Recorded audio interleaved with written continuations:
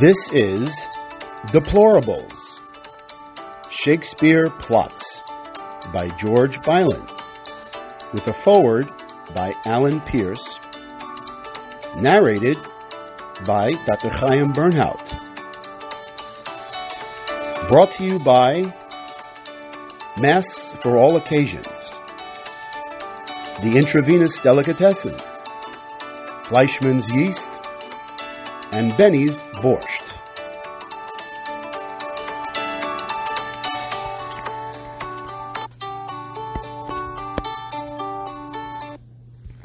Shakespeare Plotz is the literary equivalent of a pastrami on white bread with mayo. This marriage of Shakespeare and Yiddish is hardly unique. The Forward, a Yiddish newspaper founded in the United States in 1897, in an article published in 2018 entitled The Secret Jewish History of William Shakespeare, acknowledges both the long simmering debate as to who may in fact have written his plays and sonnets, as well as many obvious or less than obvious Jewish or Yiddish influences that can be found as one digs deeply in his works. One scholar, Kenneth Gross, makes the case in his work Shylock is Shakespeare, that the key to understanding Shylock, Shakespeare's most notorious Jewish personage, is to view him as the voice of Shakespeare himself. The analogies abound. Does King Lear echo the biblical Job? As You Like It is set in the forest of Ardennes, or perhaps the Garden of Eden. In The Tempest, Ariel is the central character, and Ariel is the Hebrew name meaning Lion of God. Arthur Ghislaine Mueller, in his work Was Shakespeare a Jew?, postulated Shakespeare's grandfather was a Jewish immigrant from Bohemia named Richard Shapiro. Old Testament and other Jewish references abound. In Love's Labour's Lost, a character that plays the role of Judas Maccabee in the pageant of the Nine Worthies can be viewed as an allusion to a story in the Book of Judith. The Yiddish King Lear, or Der Jiddischer König Lear, was an 1892 play generally accepted as one of the beginning works in New York's Yiddish theater district. Bylan has taken the concept to a new and humorous level as he reframes 7 plays with a decidedly Yiddish bent. So, dear reader, pour yourself a tall glass of 2 cents plain, take a big bite of the pastrami on Wonder Bread, and be prepared to laugh until seltzer spurts out of your schnoz.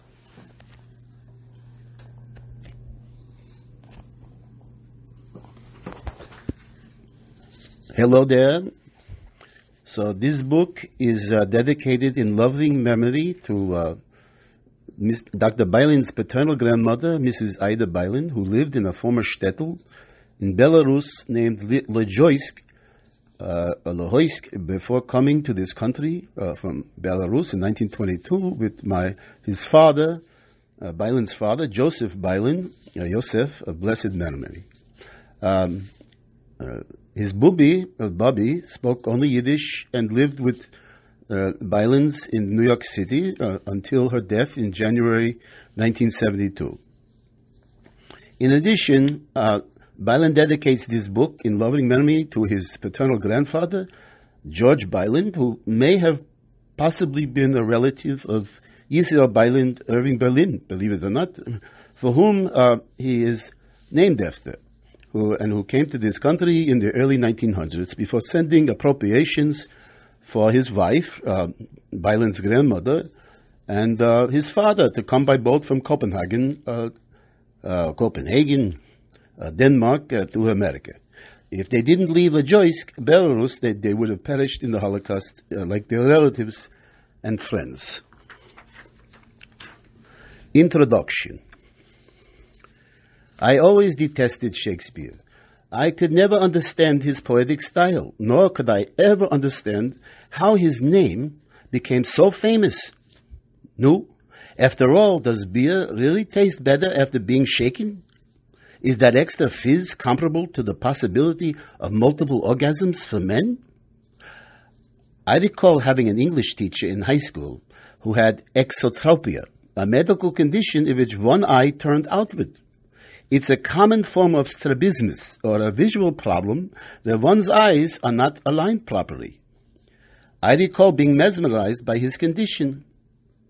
I tried to determine where he was looking, hoping that neither his focused eye nor his secretly searching eye would land on me, especially when he asked, us our perspectives about the meaning of Shakespeare's prose.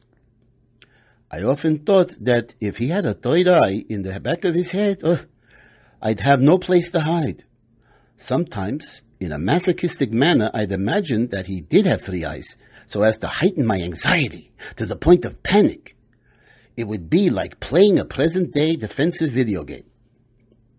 It's not that I was a schmuck, or I was stupid. I had skipped, he didn't say schmuck, by the way. I had skipped 8th grade after passing an intelligence examination in elementary school that went on to get my doctorate in psychology. It's just that I had limited to no ability to dig deep and hard into poetic abstracts, and digging into Shakespeare was the worst. Recently, I went to a local performance center to watch a taped British HD version of A Midsummer Night's Dream on screen, hoping that seeing one of Shakespeare's comedies would enhance my comprehension skills, especially since this play was supposed to be funny. Funny? I asked myself, where's the funny? If anything, watching this play unfold made me feel like a total schmuck of an idiot. It didn't help that the British audience on screen laughed continuously at the prose and the character interactions. What's the matter with me? Funny. Funny? I'd rather be back in that high school class, trying to dodge my English teacher's three-eyed ocular periscope. I left the performance center within the hour, feeling more despondent that understanding Shakespeare was just beyond my comprehension. Soon afterwards, and just before Christmas, a psychologist colleague of mine emailed me and others he knew to get our perspectives about the making of one of the original silent films. The early 1913 film was called The Jew's Christmas, go figure, and was written by a person who, to me, seemed prejudiced and a strong advocate for rapid cultural assimilation. In some manner, I could understand the author's fears, given the extent of immigration into our country since the 1880s, not only for Jews, but the Goyim too, the Irish, the Italians, Germans, and he didn't say Goyim, but Germans and other European cultures who were seeking a better life. My friend asked us to read the plot, then a historical overview of the play, its author and producer before sharing our perspectives. It turns out that the writer of the overview noted how the play's author made another film soon after Shakespeare's The Merchant of Venice. To me, this was a dead giveaway that the author was anti-Semitic and probably hoped that all the Jews entering our country would either convert quickly, like the Marranos, or board the next ship to Europe, back to Europe from New York's harbor. I chose not to become bothered by my friend's email, and in a typical manner responded humorously to it. After all, using humor is the most effective way to weaken anger and emotional pain. I wrote back a humorous perspective not only about the play's writer, the plot and the commentary, but went one step further and rewrote the summary of Shakespeare's play in a funny way, such a funny way so as to lighten it up and make it comprehensible for me and others who might have had the same comprehension problem. Being Jewish, a Yidden, I chose to reframe The Merchant of Venice using Jewish humor that dated back to the Yiddish theater during that same time period of the making of the Jew's Christmas. Well, would you know, I became so engrossed in writing this reframe that it soon occurred to me, why should I stop here? Why not reframe at least lucky seven days of the week, Shabbos, of Shakespeare's plays and put it in the humorous book form for others to enjoy? So I did just that, and here it is.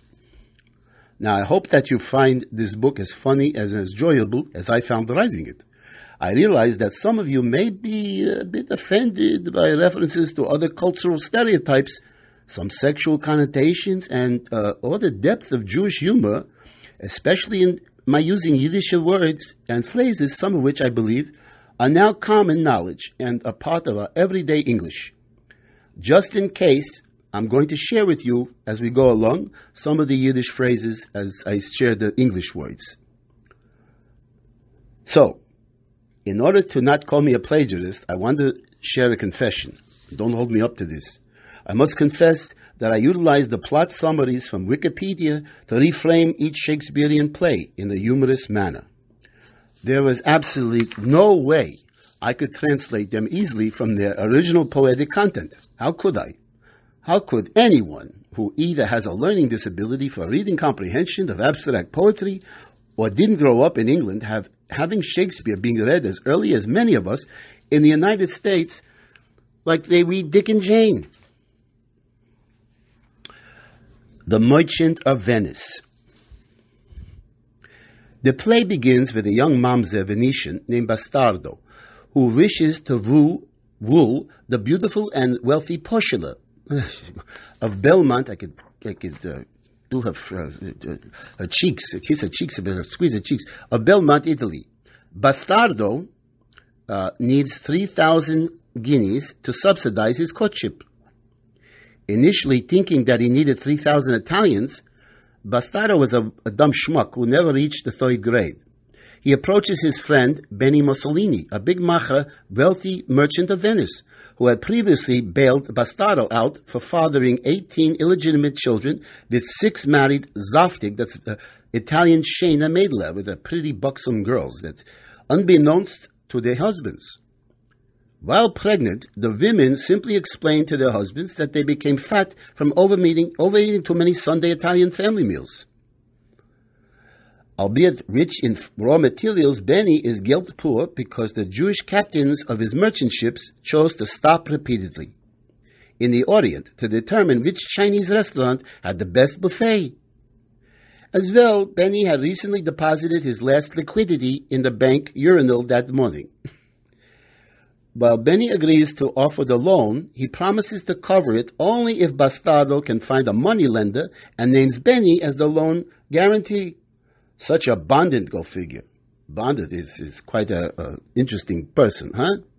Bastardo finds a Jewish banker by the name of Shylock Kaikovitz and names Benny as his guarantor. You can already tell why Shakespeare loved writing The Merchant of Venice. Not 1 ounce of bigotry in his veins. Arteries? Excuse me. Not 1 ounce of bigotry in his veins. Arteries? Maybe, but veins? No. Initially, Shylock had a lot of interest in this condition, but soon loses it. No, he doesn't go crazy, or go crazy, because Benny had previously called him a kike when Shylock unintentionally fouled him during a Venetian schoolyard basketball game. A great player he wasn't. Shylock proposes that if Benny can't pay the loan back by a certain date, he will be agreeable to Shylock slicing off a pound of his breast, first cut, no fat, glatt kosher, meaning very serious kosher, style, then hanging it up by a meat cleaver in Venice for all the Italians to see. Reluctantly, Benny agrees. Then Shylock offers the geld, the money, to Bastardo at 18.99% interest. Such a deal, compounded daily. Bastardo meets a new companion, Jenny Teria, a celibate woman who he befriends at the local 69 winery. Together they head for Belmont, Italy. While Bastardo and Jenny don't have much verbal intercourse along the way because Jenny is a cunning linguist, they spend a long trip in silence, periodically sucking on each other's fruits. Meanwhile, Postula's German-born Tata, which means father, Adolf Schittler, Postula changed her last name, thank God, to Wagner, to reduce the potential anti-Semitic stigma of the name Schittler. If it was Stickler, she wouldn't have changed it.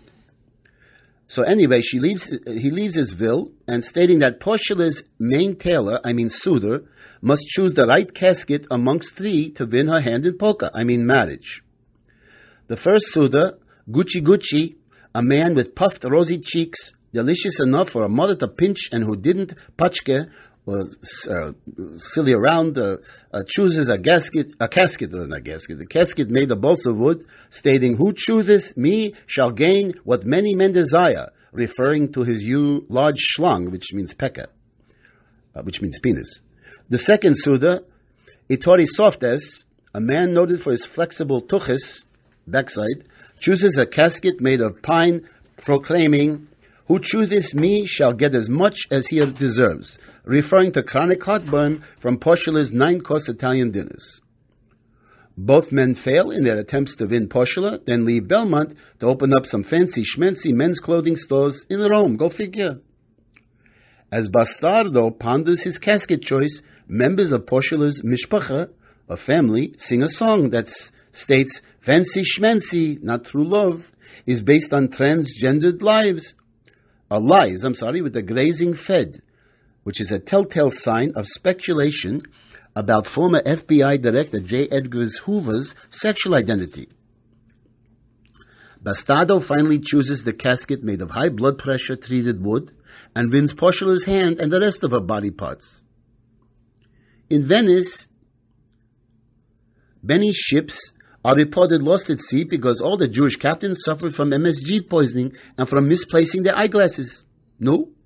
Consequently, Benny can't repay the bond. Shylock becomes pissed off, ticked off, enraged, and seeks revenge against all the Goyim, the non-Jews, because his daughter Molly eloped with a non-circumcised Goy and converted.